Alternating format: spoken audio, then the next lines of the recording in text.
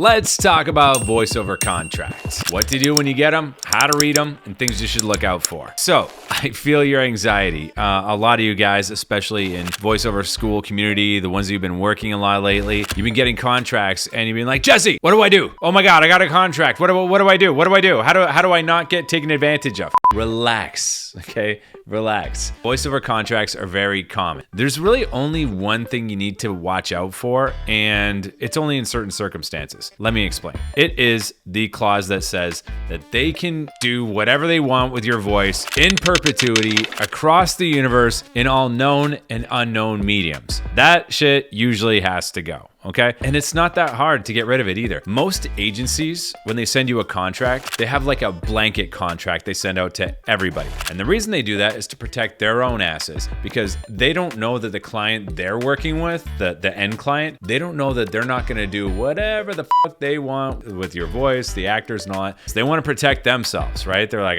we want out of this. We just wanna say that you giving us full rights. So they will go for the maximum amount of usage rights that they can in a contract, and be little tiny letters. Well, maybe not like too tiny. You don't have to like use a magnifying glass. You don't have to do that to look at it. But what I'm saying, bad joke. What I'm saying is usually somewhere around the top to middle to top, there'll be a clause that says they can do whatever the fuck they want with your voice across the universe in perpetuity in all known and unknown mediums. They get your firstborn child, and they get to spend a night with your wife or husband. That's not actually, I didn't see that in a contract. But that's what it feels like when they give you some of these. But like I said, it's a blanket contract they give out to everybody. So all you got to do is be super nice, always nice, super nice when you're messaging a client. Be like, hey, I noticed in the contract the usage didn't align with what we talked about, unless you didn't discuss terms. Don't give away everything. Just tell them like, listen, I'm not comfortable with, especially in today with AI and all that, with usage in perpetuity across the universe in known and unknown mediums. Ask them to remove it, because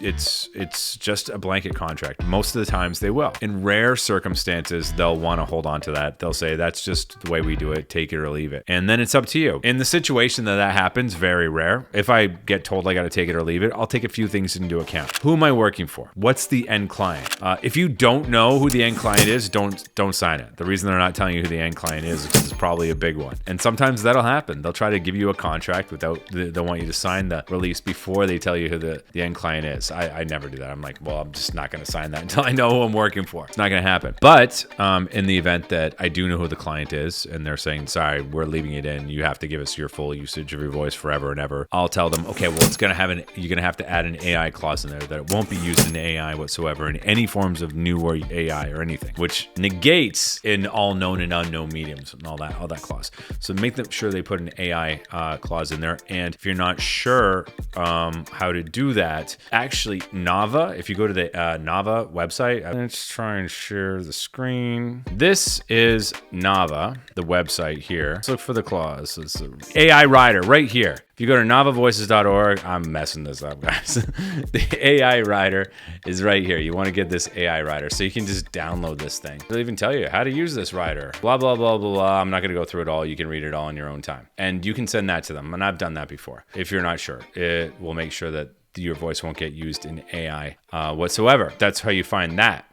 If they say, we're not going to sign the AI Writer and you have to sign this clause or we're not going to work with you, I probably personally, I wouldn't do it. I'm not going to judge you guys. You do whatever you want. I know some people don't care. They will sell their services for bottom dollar, just to make a quick buck and whatever. If that's what you want to do, that's your prerogative. I don't do it. If you're a professional, you don't do that kind of shit. So don't do it. But if they do sign the AI Writer and they do want all that usage still, let's say it's a client like Nike. I'm never going to give my full voice usage across the universe in known and unknown mediums. And like I said, the firstborn child and all that stuff, not going to happen. But if it's a random startup tech company, those happen all the time. I know they're not going to use it all the time. And if they're paying me a good wage, I'm like, you know what? I might consider it, because like I said, they're just covering their bases. They don't have plans to use it forever, which in case unless they like don't sign that AI Writer, then probably they're up to some nefarious stuff. But I can can tell you from experience, 95% of the time, they just took that language out of the contract. And that's really the only thing that you have to watch out for. Obviously, you want to read it from top to bottom. You don't have to be a lawyer to read them. I get them all the time. I've never sent one off to a lawyer. I've sent them off to an agent. If you have an agent, this is where you can use them. When you're working, like let's say, rarely on voices.com, but Voice123, if I'm working with a client and they sent me a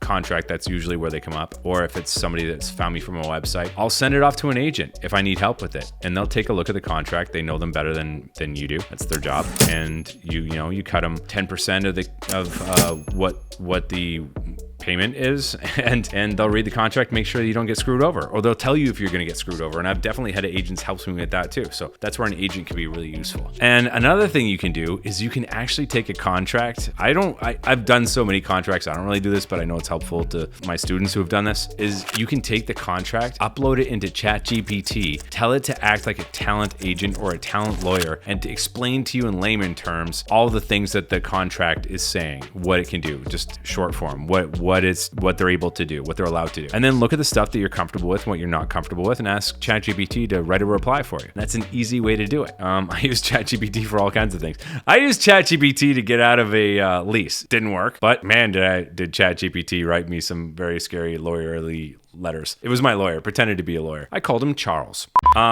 Anyway, don't stress over the contracts. I know some people have asked me when it's appropriate for you to send a contract to the client. Some actors do this. I don't. I like to be easy to work with. I think it's a pain in the butt for the client if once they're ready to go and they want to hire you and you send them a contract. Listen, emails work as contracts too. They are admissible in court, so you don't have to worry about much. Like as long as you get in writing that what the usage is for, then you're fine. And they can't use it beyond that. So if you want to do a contract, sure, but I just think it makes you more difficult to work with because they like to get these things done like as quick as possible because they're always behind by the time they get to the voice actor. Know that. And like I said, don't stress over the contracts. Just read them through. A lot of it's common sense. The only thing you want to look out for is the usage across the universe in any known and unknown medium, but approach it nice and just ask them to remove it or get them to sign the AI waiver if you're super worried about it. And then just use common sense. Just put it short. Big clients, don't sign usage forever. Little clients, I don't know, consider it. Consider what market it's in. If it's like local or something like that for some random bank you've never heard of, probably fine. I wouldn't worry about it. And for more on that, like I said, go to nava.com to get the AI rider. And yeah, that's really all I do for contracts. So, short one today. I hope you guys enjoyed it. And if you're looking for more voiceover tips and how to get started in voiceover, check the links below. Many ways to work with me. Other than that, I've been Jesse. Oh, and we're running 7-day free trials for all y'all in Voiceover School. Check the links below. And I've been Jesse. This has been another video. We'll see you in the next one.